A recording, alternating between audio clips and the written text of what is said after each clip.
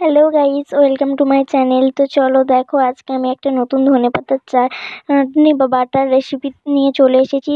তার জন্য দেখতে থাকো ভিডিওটা পুরোপুরি। প্রথমে ধনেপাতাগুলোকে পরিষ্কার করে ধুয়ে নিয়েছি, আর নিয়েছি কয়েক টুকরো রসুন, কয়েক টুকরো আদা, দুটো খাদি পেঁয়াজ নিয়েছি, দুটো লঙ্কা আর একটু সর্ষে।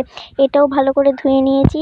তারপর যেটা করবো, একটুগুলো সবকে একটা মিক্সিং জারে একদম স্মুথ একটা পেস্ট করে নেব। এটা খুব সুন্দর খেতে লাগে ভাত বা খিচুড়ি সবের সাথেই। দেখো, প্রথমে ধনেপাতা নিয়ে নিয়েছি, তারপর ধনেপাতাগুলোকে সব মিক্সিং জারে নিয়ে তারপর দুটো পেঁয়াজ নিয়ে নিয়েছি, আর এখানে 5 কি 4 কুচির মতো আদা নিয়েছি, সেটাও নিয়ে নিলাম। দুটো কাঁচা লঙ্কা নিয়ে নিলাম, আর নিয়ে নিলাম কয়েক টুকরো রসুন।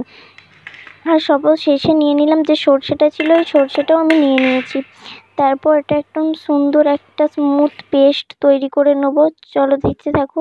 দেখো, একটা সুন্দর স্মুথ পেস্ট তৈরি করে নিয়েছি। এরপর কড়াটা গরম হতে দিয়ে সর্ষের তেল দিয়ে তাতে একটু আমি তেলটা গরম হতে দেব। তেলটা গরম হয়ে যাওয়ার পর এতে আমি কালো জিরে ফোড়ন দিয়ে একটু নাড়িয়ে নেব। কালো জিরে ফোড়নটা দেওয়ার কারণ হচ্ছে খুব সুন্দর একটা স্মেল আসে তার জন্য। তো চলো, কালো জিরে ফোড়নটা দিয়ে একটু নাড়িয়ে নেওয়ার পর যেটা করব, যে ধনেপাতার বাটার পেস্টটা রয়েছে ওটা ওর উপরে দিয়ে দেবো। ধনেপাতার বাটার পেস্টটা দেওয়ার পর ওটাকে ভালো করে নাড়াতে থাকবো, ভালো করে নাড়িয়ে নেব। তো দেখো, ধনেপাতার বাটার পেস্টটা আমি মোড়াতে দিয়েছি। এরপর আমি ওটাকে ভালো করে নাড়িয়ে দিচ্ছি। ওটা ভালো করে নাড়িয়ে নেওয়ার পর যেটা দেবো, এতে হচ্ছে কিছুটা নুন আর কিছুটা চিনিও অ্যাড করব। দেখো, কিছুটা নুন আর কিছুটা চিনি অ্যাড করছি এতে। তার ফলে খুব সুন্দর একটা টেস্ট আসে। নুন আর চিনিটা দেওয়ার পর একটু নাড়িয়ে নেব।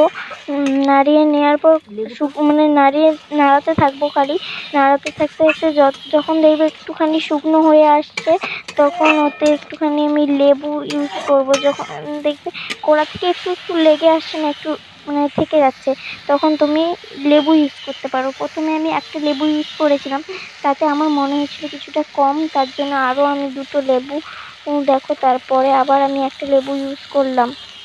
লেবুগুলো তো ছোট ছোট ছিল, ওর জন্য আমি একটা পুরো লেবু ইউজ করেছি। প্রথমে লেবুটা দিয়ে ভালো করে নাড়িয়ে নিলাম, দিয়ে আবার একটা লেবু ইউজ করলাম। তারপর কড়া থেকে যখন দেখবে এটা শুকনো শুকনো হয়ে এসছে, তখন কিন্তু এটা নামিয়ে নেব। দেখো, আবার একটা আমার লেবু ইউজ করে দিল।